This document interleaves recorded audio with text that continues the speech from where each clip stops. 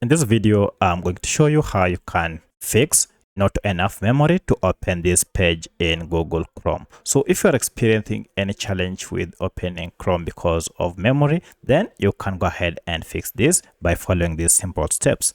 If you find this video helpful, I'll kindly request that you support me by liking the video and also by subscribing to this channel.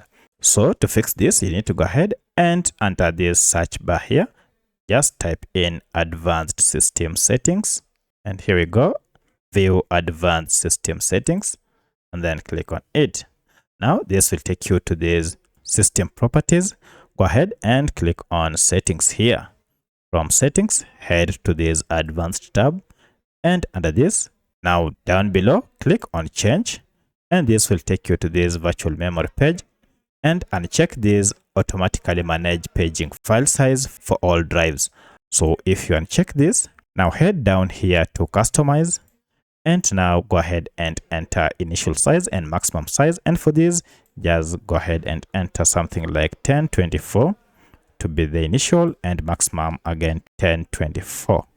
Now you can see this as initial and maximum will have gone above. We have upgraded the minimum from 16 MBs to 1024 MBs. And then for the maximum, we have not gone beyond the recommended, which is 2422. Now, once you are done, go ahead and click on OK. And for this to be applied, you'll have to restart your computer and these changes will be applied.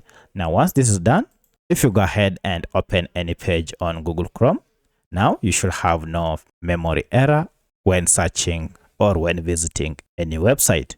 So that's how you can fix memory issues on your Google Chrome browser by following these simple steps. If you have any other question, kindly let me know in the comment section. Otherwise, thanks for watching and let's meet in the next video.